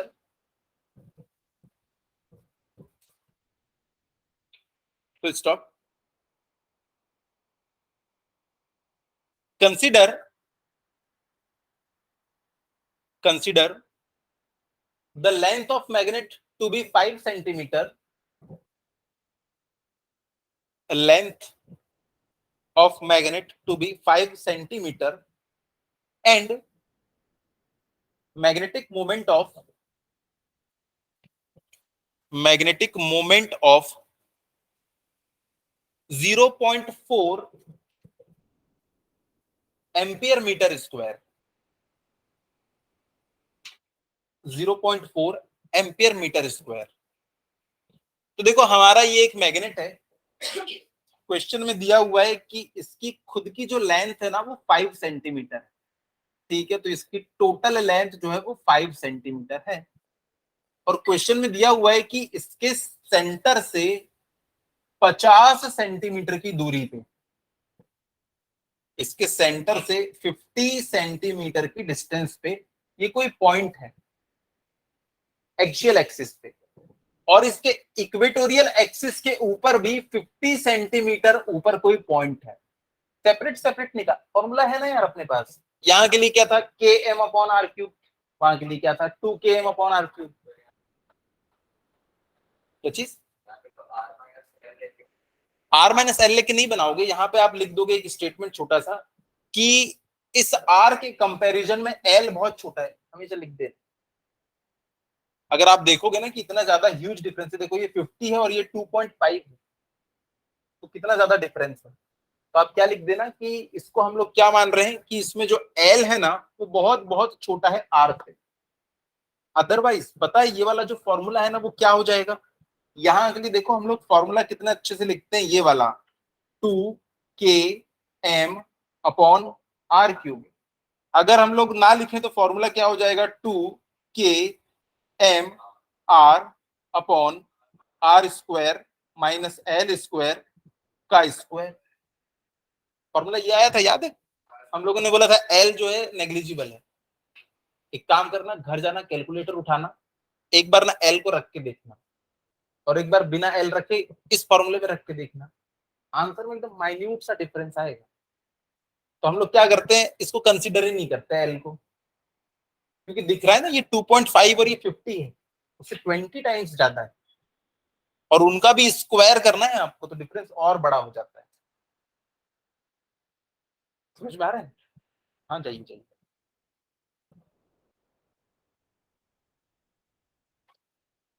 बनाना है अभी।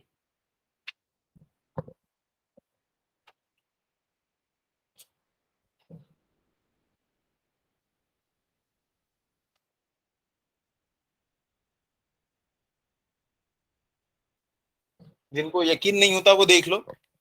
अगर यहाँ पे नीचे में मैं फॉर एग्जाम्पल 50 का स्क्वायर लिखूं और -2.5 का स्क्वायर लिखूं, 50 का स्क्वायर कितना हो जाएगा, 2500, और इसका स्क्वायर पता है कितना होगा, 6.25।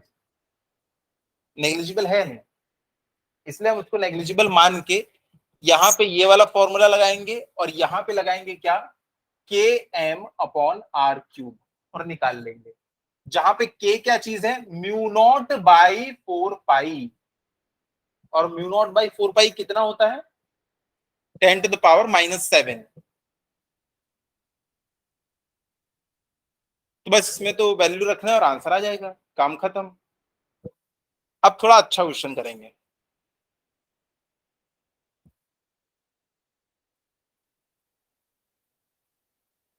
क्या किसी का आंसर आया।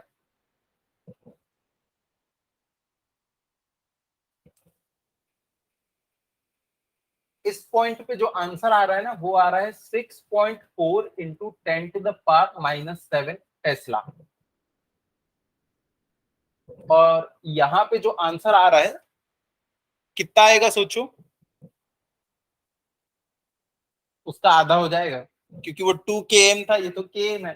तो अगर मैंने बताया वो 6.4 है तो ये कितना होगा, 3.2 इंटू 10⁻⁻7 टेस्ला। स्मार्टली आंसर करना है हमको।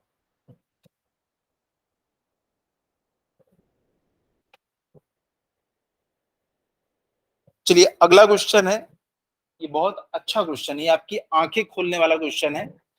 ये आपको बताएगा क्वेश्चन सॉल्व कैसे करने होते हैं, टॉर्क की मीनिंग आपको समझाएगा ये क्वेश्चन। देखिए,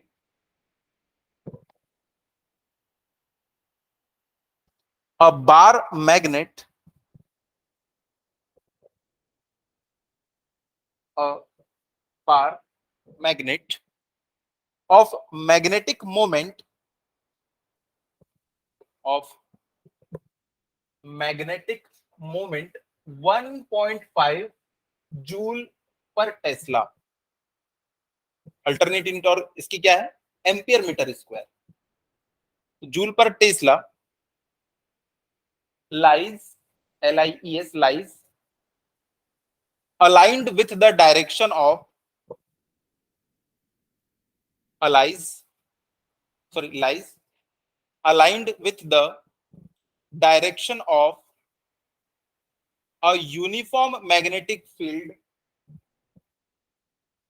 of 0.22 टेस्ला।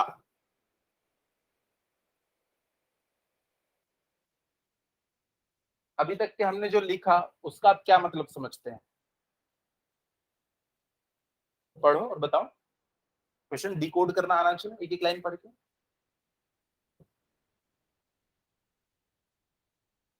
अलाइंड मतलब एक ही लाइन में है, मैग्नेटिक फील्ड के साथ एक ही लाइन में, ऐसा बोल रहा है।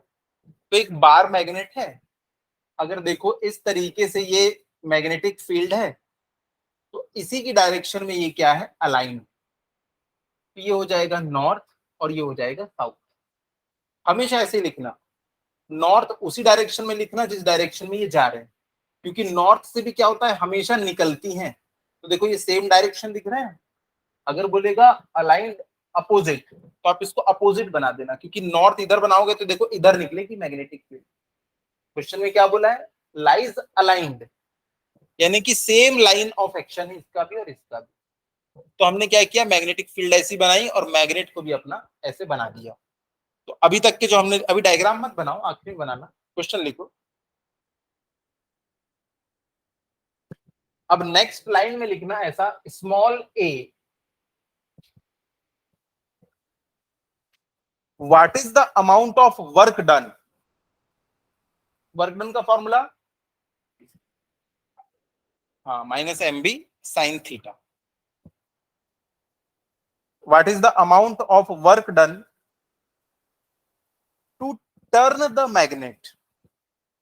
अब भैया ये मैग्नेट तो उसी डायरेक्शन में रहेगा, अब हमको इसको अगर घुमाना है तो इसके ऊपर कोई वर्क करना पड़ेगा, और जितना ज्यादा घुमाना है उतना ज्यादा वर्क करना पड़ेगा। अगर कोई बोलेगा भैया इसको घुमा के थोड़ा सा इधर करो, मतलब थीटा कम है तो M B sine theta, sine theta कम है तो वर्क डन भी कम, पर थीटा जैसे जैसे ज्यादा बोलेगा उतना ज्यादा वर्क डन हमको करना पड़ेगा। तो लिखिएगा, what is the amount of work done to turn the magnet so as to align, so as to align its magnetic moment, so as to align its magnetic moment। अब इस ए के अंदर में ये है रोमन में 1, मतलब दो चीजें हमको निकालना है, पहले ना वर्क डन निकालना है दो केसेस के लिए, फिर हम बी लिखेंगे उसमें टॉर्क निकालना होगा। तो ये रोमन में 1 करके लिखिए, normal to the field direction, यानी कि ना इसको फील्ड के नॉर्मली कर देना है, मतलब थीटा की value 90 degree, normal to the direction of field. Normal यानी क्या होता है, परपेंडिकुलर, मतलब इसको ऐसा कर देना है। तो थीटा की वैल्यू दिया है, एम दिया है, बी दिया है, थीटा दिया है, तो किस बात का इंतजार है कि नहीं। उसके बाद देखो क्या लिखा है, अब number 2, opposite to the field direction, यानी थीटा कितना हो गया है 180, जस्ट अपोजिट कर देना है, जिस डायरेक्शन में फील्ड जा रही है उसके जस्ट अपोजिट, यानी 180। कितना वाहियात क्वेश्चन है। अब इसका पार्ट बी लिखो, what is the torque on the magnet,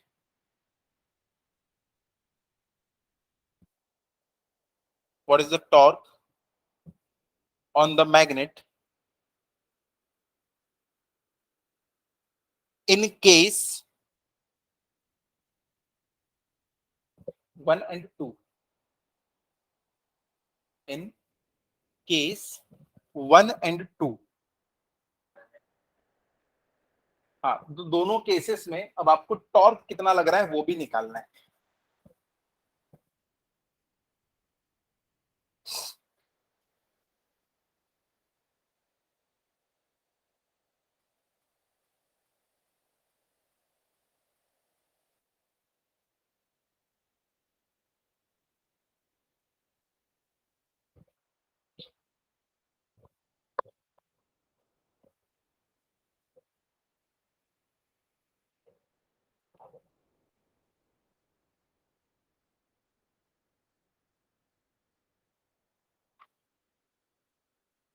एक मिनट एक छोटा सा करेक्शन वो कर लेना।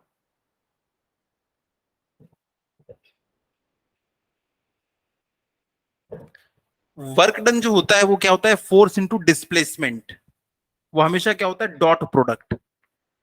हाँ, तो डॉट प्रोडक्ट यहाँ पे ना कॉस थीटा कर लेना इसको, बस ये मिस्टेक हो गई मुझसे, तो आई अपोलोजाइज।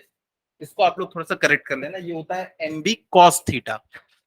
आप लोगों ने देखा होगा कि जो वर्क डन होता है वो क्या होता है, फोर्स इंटू डिस्प्लेसमेंट, इन दोनों का डॉट प्रोडक्ट होता है। तो work done is equal to क्या होता है, एफ डी कॉस थीटा। तो इसको करेक्ट कर लेना, ये यहाँ पे कॉस थीटा है, सॉरी, हाँ, यहाँ पे कॉस थीटा कर लेंगे।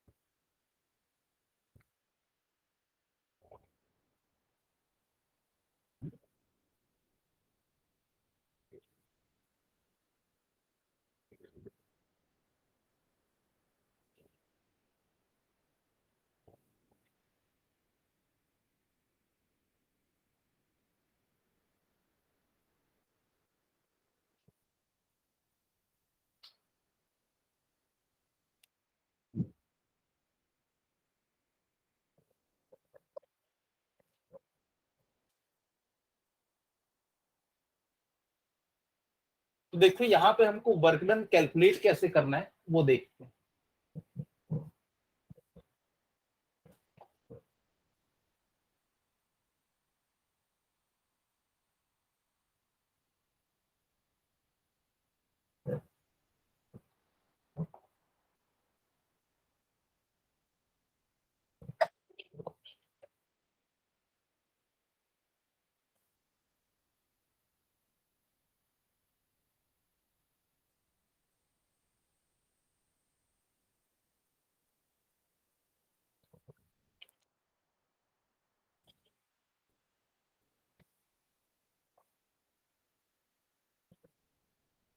Work done is equal to हम लोगों ने देखा था minus M B cos theta.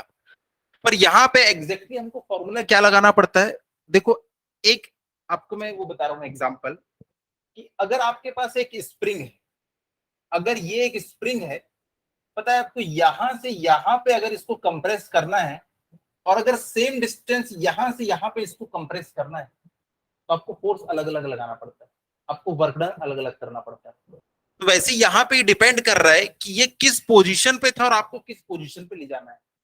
अगर ये ऑलरेडी इस पोजीशन में होगा ना, ये पहले से बहुत ज्यादा जोर लगा रहा है इस पोजीशन में आने के लिए, तो आपको क्या करना पड़ता है, इस पोजीशन से इस पोजीशन में जाने के लिए आपको अलग वर्क डन, इस पोजीशन से इस पोजीशन पे जाने के लिए अलग वर्क डन। तो वर्क डन निकालने के लिए हम लोग हमेशा क्या करते हैं कि इसकी एक्चुअल पहले कितनी पोटेंशियल एनर्जी थी, उसके बाद बाद में इसकी कितनी पोटेंशियल एनर्जी हो गई, चेंज इन पोटेंशियल एनर्जी।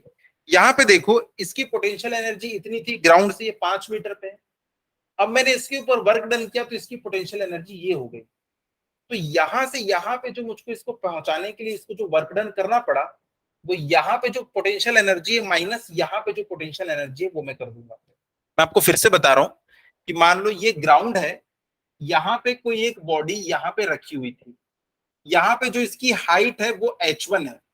अगर मैं चाहता हूं कि इसकी हाइट चेंज होके कहां तक के पहुंच जाए, h2 पे पहुंच जाए, तो मुझको इसके ऊपर कितना वर्क डन करना पड़ेगा। तो पता है इसके कैसे निकालते हैं, इसके पास पहले कितनी पोटेंशियल एनर्जी थी माइनस बाद में इसके पास कितनी पोटेंशियल एनर्जी है। तो यहाँ पे इसके पास बाद में पोटेंशियल एनर्जी कितनी हो गई, mgh2 minus initial potential energy कितनी थी, mgh1।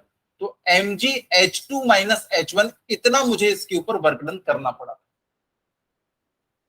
अगर ये पूछता कि इसके पास टोटल पोटेंशियल एनर्जी कितनी है तो मैं इतना लिख देता, लेकिन इसने पूछा वर्क डन कितना करना पड़ेगा, इसकी पोटेंशियल एनर्जी यहां से यहां चेंज करने के लिए। तो मैं क्या करूंगा, final potential energy minus initial potential energy. तो सेम चीज हम लोग यहाँ पे करेंगे, mb cos theta 2 minus cos theta 1, यानी कि इस पोजीशन से उस पोजीशन पे जाने के लिए हमको कितना वर्क डन करना पड़ेगा। तो यहाँ पे देखो work done is equals to, ये आ गया हमारे पास। अब थीटा 1 और थीटा 2 दोनों आपको दिया हुआ है, बोला हुआ था पहले कि ये अलाइंड है, तो जीरो हो जाएगा पहले केस में थीटा, और उसके बाद इसने बोला नॉर्मल टू द फील्ड, यानी कि हो जाएगा 90 डिग्री। तो यहाँ पे हम लोग लिख सकते हैं माइनस 0.22, पहले 1.5 1.5 इंटू 0.22 कॉस थीटा 2, यानी कि हो जाएगा कितना 0, माइनस ये कितना हो जाएगा कॉस 0 1। तो ये माइनस साइन बाहर आ जाएगा, तो ये 1.5 इंटू 0.22 कितना हो जाएगा,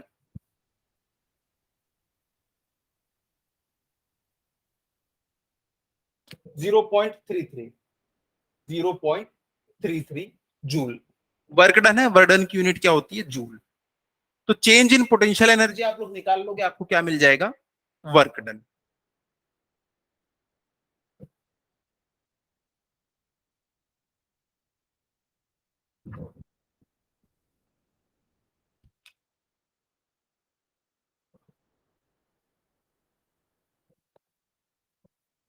उसके बाद इसने अगले केस में बोला है कि इसको तो पूरा ही पलट देना है। अगर पूरा ही पलट देना है तो इनिशियल थीटा कितना था 0 डिग्री, और फाइनल थीटा कितना हो जाएगा 180 डिग्री। तो दूसरे केस में work done is equals to minus 1.5 into 2.2 cos 180 degree minus cos 0 degree. तो माइनस 1.5 इंटू 2.2 कॉस 180 डिग्री कितना होता है, -1 माइनस 0 कॉस 0 कितना होता है 1। ये कितना हो जाएगा, माइनस माइनस प्लस। पिछली बार 0.33 आया था, तो इस बार हो जाएगा 0.66 जूल।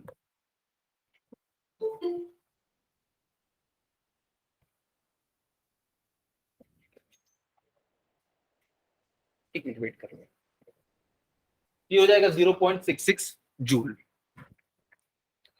अब इसके बाद टॉर्क निकालना है। टॉर्क निकालने के लिए तो वही एक हमारे पास फॉर्मूला है, एम बी साइन थीटा। अगर थीटा की वैल्यू हो गई कितनी 90 डिग्री, तो sine theta is equals to 1। और अगर उसने 180 डिग्री घुमा दिया तो साइन 180 कितना हो जाता है 0। तो टॉर्क की वैल्यू कितनी हो जाएगी 0। तो देखो torque when theta becomes 90 degree, तब यहाँ पे टॉर्क इज इक्वल्स टू क्या हो जाएगा, एम बी साइन थीटा। ये दिया हुआ है 1.5 इंटू 0.22 इंटू साइन 90, तो ये कितना हो जाएगा 0.33। उसके बाद टॉर्क कितना होगा जब थीटा की वैल्यू हो जाएगी 180 डिग्री, तो टाउ इज इक्वल्स टू क्या हो जाएगा 1.5 into 0.22 into sine 180 degree is equals to ये कितना हो जाएगा 0।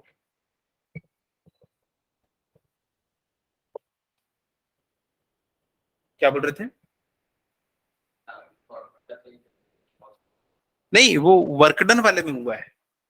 टॉर्क क्या रहता है, क्रॉस प्रोडक्ट होता है। वर्कडन क्या होता है, डॉट प्रोडक्ट होता है।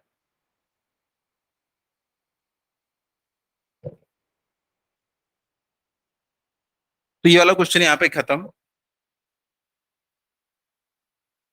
कौन सा,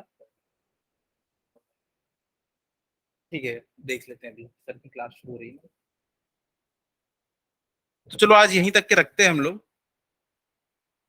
इसके बाद नेक्स्ट क्लास में हम लोग देखेंगे, एक दो न्यूमेरिकल और करेंगे। क्या यहाँ पे कुछ डाउट है, कुछ समस्या हो रही है। देखो वर्कडन हमेशा क्या होता है, चेंज इन पोटेंशियल एनर्जी। तो चेंज इन पोटेंशियल एनर्जी कैसे निकालोगे, change in theta. Theta change हुआ तो पोटेंशियल एनर्जी चेंज होगी, दैट्स इट। तो थीटा कहां से कहां चेंज हुआ, जहां से जहां पे चेंज हुआ।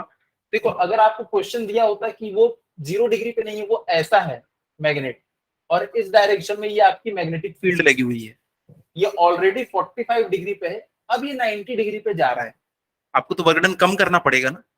अगर आपने सिर्फ लिखते क्या, W D cos theta, theta की वैल्यू 90 डिग्री, आपने पता बताया ना कि कहां से कहां जाना है, तो वर्कडन पूरा कहां से कैलकुलेट करेगा। आपने उसको बताया भाई 0 से हमको 90 पे जाना है, अब निकाल वर्क डन। सोचो अगर वो ऑलरेडी 89 डिग्री पे होता और उसको 90 पे ले जाते तो क्या सेम वर्क डन करना पड़ता? कम ना, इसलिए आपको बताना पड़ेगा कि कहां से कहां ले जा रहे हैं तो वर्क डन निकाल। इसलिए हमने देखो यहाँ पे बताया कि जब हम 0 डिग्री पे हैं और वहां से हम इसको 90 डिग्री पे ले जा रहे हैं तो कितना वर्क डन करना पड़ेगा। अगले केस में हमने बताया उसको कि हम अब 0 डिग्री पे हैं और अब हमें 180 पे जाना है। देखो 0 डिग्री पे है और हम 180 पे गए तो कितना, देखो जस्ट डबल हो गया कि नहीं वर्क डन। क्या इस बात को समझ पा रहे हो? तो वर्क डन जब भी निकालोगे तो आपको बताना है कि कहां से कहां जाने के लिए हम वर्क डन निकाल रहे हैं।